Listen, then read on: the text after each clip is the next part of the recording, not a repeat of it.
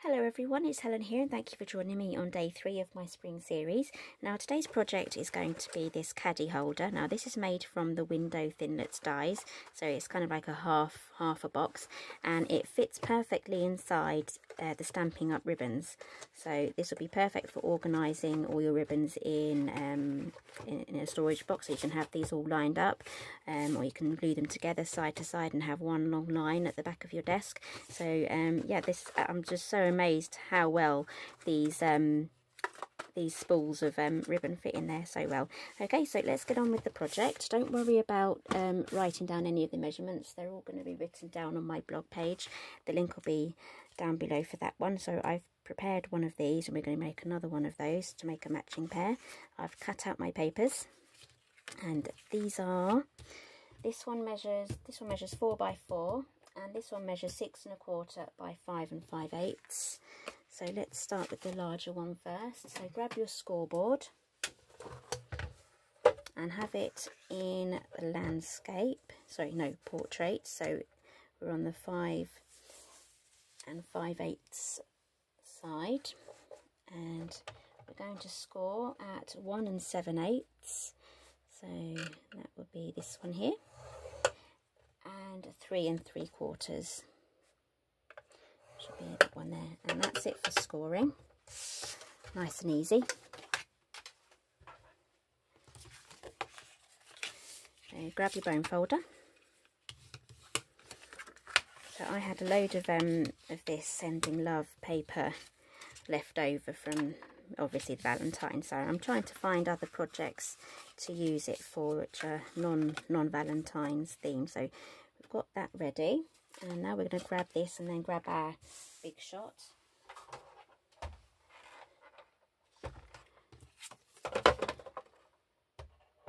Okay, I've got my magnetic platform here on my very well used plates. I'm going to flip that over. Okay, so there is a special way of laying these out. So these are the two pieces we're going to be needing. We're not going to use this in the big shot, we're going to actually draw around that. So place your card. So we're basically going to create an extra flap here. So we don't need this bottom section, we just need this extra flap creating here. So make sure it's all on your piece of paper and it's going to fit through the machine without any of these sides touching the edges. Okay, so we're just going to fit that through. That cracking's normal, it means it's working.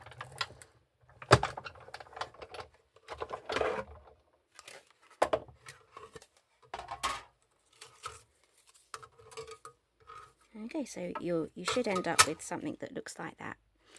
Okay, so now we're going to do some trimming.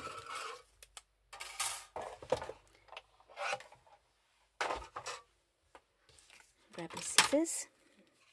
So basically we're going to trim that side there and trim that side there. Okay, and now what you're going to do is grab your bone folder again and you're going to crease these lines here. So we're continuing to make this as if it was a normal box.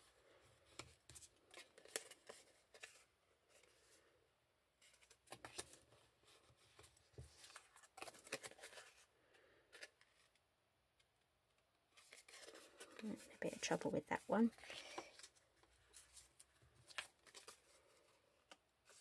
There we go, just flatten that out. Okay, so what we've made now are 3 flaps along the bottom, and now what we're going to do is we're going to trim that off. We don't need the top section.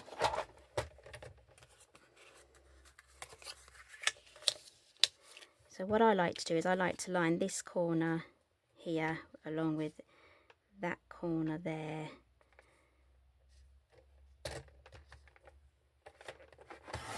and trim that off completely.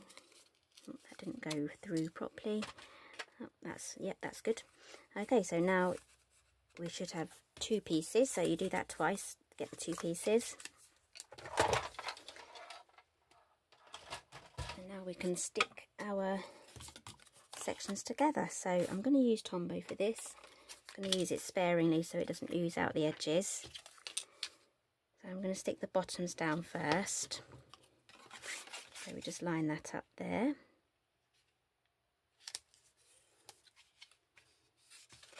Double check that's all lined up. Using the Tombow will give me some wiggle room there just to correct any mistakes. Do the same on the other side. Oh, it's already coming out of that one.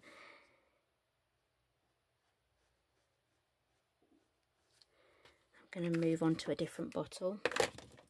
One that doesn't do that, and I'll fix that other one later. Okay, I'm going to get a bit of coming out the sides there because loads came out of that bottle.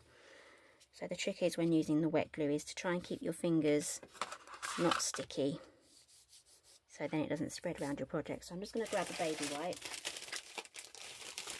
It's always good if you're a bit clumsy with the wet glue, just keep a baby wipe handy, and then you can just wipe your fingers off and dry them and then carry on. Okay, so hopefully we'll have some better luck with this one. So just add a bit of glue here. If you have very thin tape, double-sided tape, you can use that. Or if you have the red line tape, I know you can still buy that in other places, in craft shops. So just add the glue there. Okay, so Tombow does take quite fast, so you don't have to stand there for ages waiting for it to dry. I remember the school glue, the PVA glue, would be there for ages waiting for that to set, and our projects would be falling apart. But this glue is really very different, and it's one of my favourites. So it's absolutely perfect for making 3D projects, as long as you don't manage to get it all over your projects. Okay, so I'm trying to keep that in camera for you. Okay, that's come off. Okay, so Tombow is a very strong glue as well after it's dried. It's a very, very strong glue, so it's absolutely perfect for making your 3D projects as well. Okay, so now what I want you to do is choose your papers, and these need to be trimmed down. Okay, so these measure 1 5/8 by 6, so it's an absolutely perfect way of using up your 6 by 6 pads. And choose your other piece of paper, and then just with a pencil draw around it and then trim it out. And then what we're going to do is grab our paper trimmer again, and we're going to do exactly the same as we did, though it's easier to tell where the corners are for this one. Oops, I moved it. There we go. Those are our 2 halves for our ends. Okay, so let's get all these glued down. I'm going to use a tape runner just to get these down.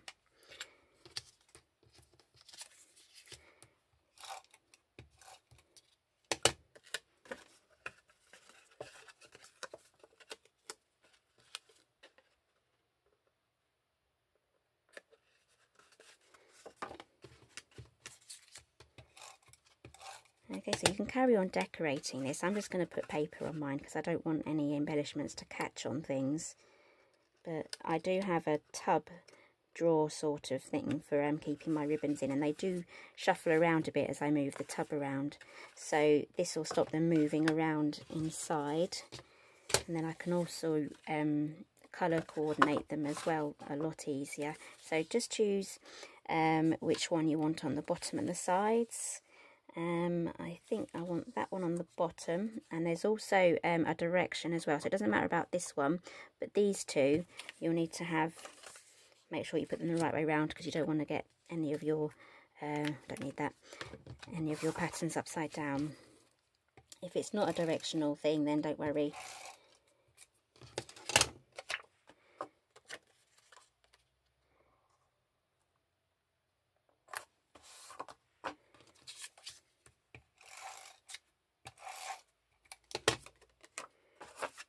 Okay, I don't want to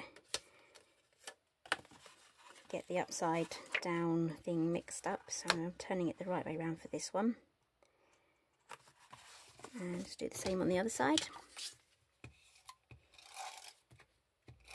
These are so quick and easy to make as well, so you can make loads of these in one go and get all your ribbons all sorted out. And another thing you can do, I haven't done it on this one, but you can get a bit more adventurous with your hole punch. If you have a 1-inch punch or something slightly smaller, maybe a 1/2-inch punch, you could punch some holes along here and then feed your ribbons through them, through the holes, so that they'll come out here and it'll be easier for you to dispense them as well. So that's today's project. I hope you'll find this useful. If you do make some, I'd love to see what you've come up with. Okay, so all the dimensions and everything that I've used will be on my blog. The link will be down below. If you don't want to miss any more of this series and you've enjoyed it so far, please consider subscribing if you haven't subscribed already, and give me a thumbs up if you like this sort of thing, and I'll see you tomorrow in my next video.